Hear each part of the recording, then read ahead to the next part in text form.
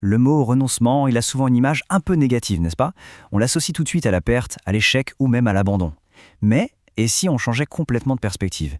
Et si renoncer, en réalité, c'était l'une des clés essentielles pour grandir et pour vivre plus librement? C'est exactement ce qu'on va décortiquer ensemble. Pensez-y une seconde. Chaque fois qu'on choisit un chemin, eh bien, par définition, on en abandonne des dizaines d'autres. Choisir une carrière, c'est renoncer à toutes les autres vies professionnelles qu'on aurait pu avoir. S'engager dans une relation, c'est forcément fermer la porte à d'autres histoires. Alors, est-ce que ça veut dire que chaque décision est une sorte de petite défaite? Heureusement, la psychologie nous offre une réponse bien plus riche et bien plus intéressante que ça. Alors pour commencer, il faut absolument qu'on se mette d'accord sur le vrai sens du renoncement. Il ne s'agit pas de subir quelque chose, mais plutôt de voir la perte comme une étape naturelle et même fondamentale de la vie. D'un point de vue psychologique, renoncer, c'est avant tout accepter ce qu'on appelle le principe de réalité.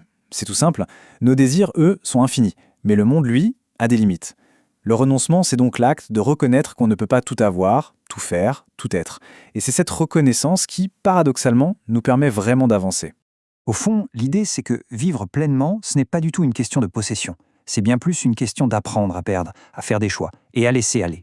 La plénitude, elle ne vient pas de l'accumulation, mais de notre capacité à trier, à garder ce qui compte vraiment pour nous. C'est un processus actif, pas du tout une résignation passive.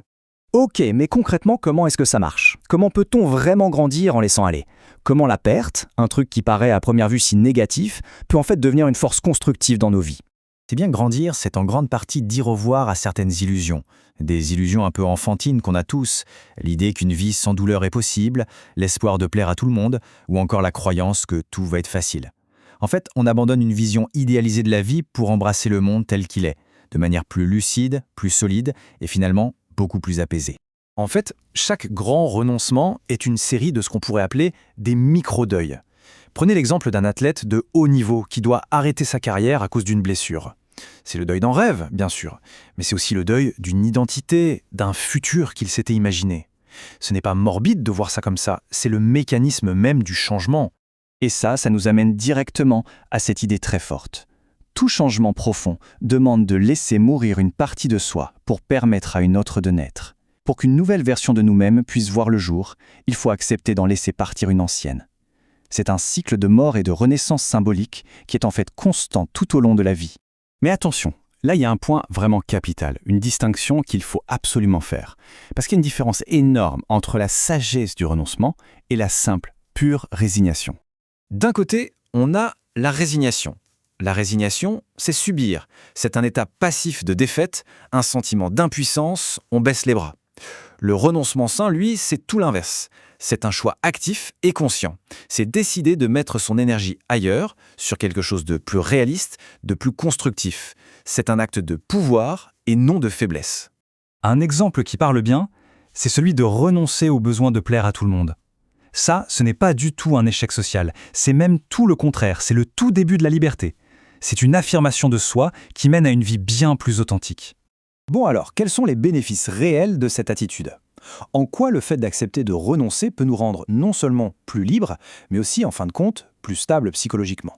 Parce que le fait de s'accrocher à tout, de refuser toute forme de perte ou de renoncement, eh bien ça a un coût psychologique qui est énorme. C'est la recette parfaite pour la frustration chronique, l'épuisement et une sorte de guerre permanente contre la réalité.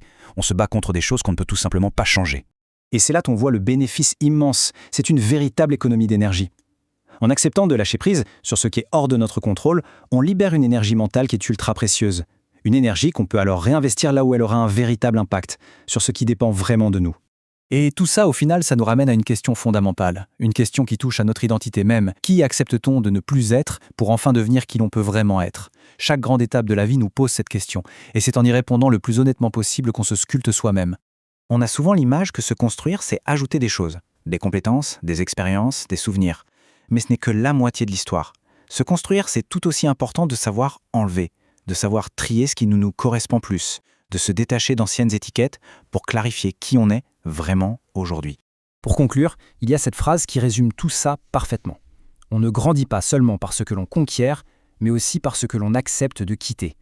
La croissance personnelle, elle a deux moteurs, l'acquisition et l'abandon. Et le véritable courage, finalement, ce n'est peut-être pas seulement de savoir ce qu'il faut aller chercher, mais aussi de reconnaître avec sagesse ce qu'il est temps de laisser derrière soi.